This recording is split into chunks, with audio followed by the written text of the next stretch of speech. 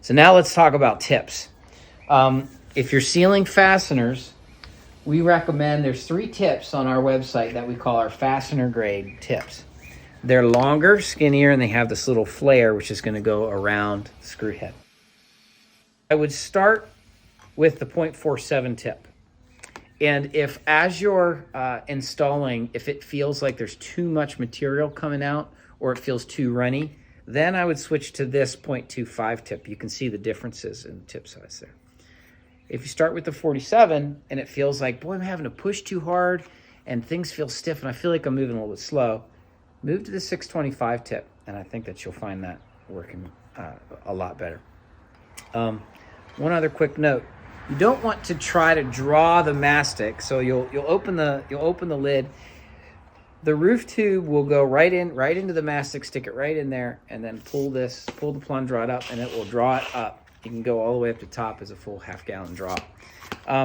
You don't want to try to draw the material through these tips.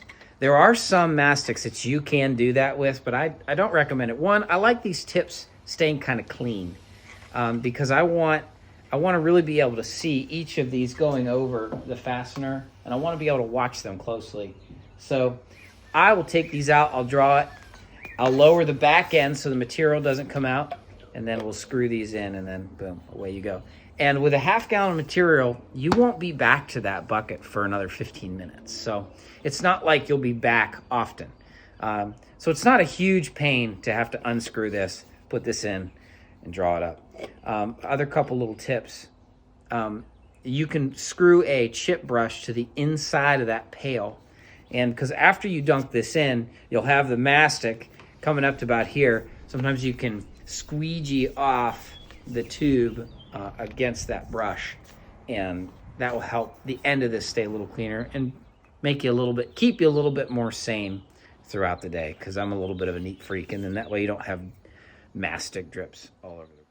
Let's talk about stripping in or striping seams with mastics, either on a flat membrane or maybe vertical seam if you're getting ready to do a metal restoration on, say, an R panel, or maybe even in some cases a standing seam.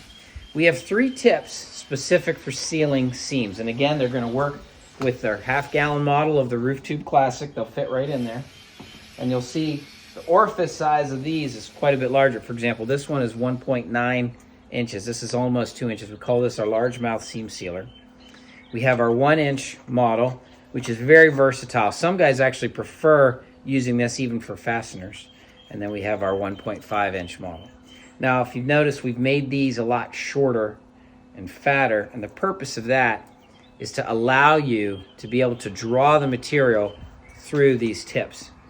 And the reason that we want to be able to draw the material through the tips has to deal with how quickly and how often you'll be back to the bucket or the pail to fill up the tube again. And the reason is that you will go really, really fast with these. In some cases, you'll draw the material up and you'll extrude it in about 30-40 seconds, and then you'll be back to the bucket. So you want to be smart about where you're placing your buckets and make sure that they're at the proper intervals to make sure you're getting the right millages and making sure your mastic is in the right spot. So you may want to experiment and play with the sizing about what works best for your crew, what works best for the type of mastic. You might find that some mastics in the morning are a little stiffer, and you might actually prefer a larger tip size. But then as the day gets on, maybe 2 or 3 in the afternoon, 20, 30 degrees hotter, that roof's getting really hot, the mastic sometimes, especially with solvent-based mastic, will actually lose a ton of viscosity the hotter it gets. So you might actually prefer having a smaller tip to make sure that it's a little bit more manageable coming out. So we do have a technique with seams that we have found to be really effective and fast. And I call it our sour cream method because I feel like if you're using something white, it looks like you're putting a perfect amount of sour cream right on a baked potato. And you're going to do it about every 6 to 8 inches, and you're just going to put this little golf ball size medallion right there on that seam. And then behind the guy running the roof tube is going to be somebody with a staff handle and a 4-inch chip brush. And my favorite tape is electrical tape because it's real stretchy. So So tape that brush up really good on the bottom of that staff handle, and the guy with the brush is actually going to push the coating up into the seam. And there'll be a mass of material. My Uncle Bob calls it a rolling puddle.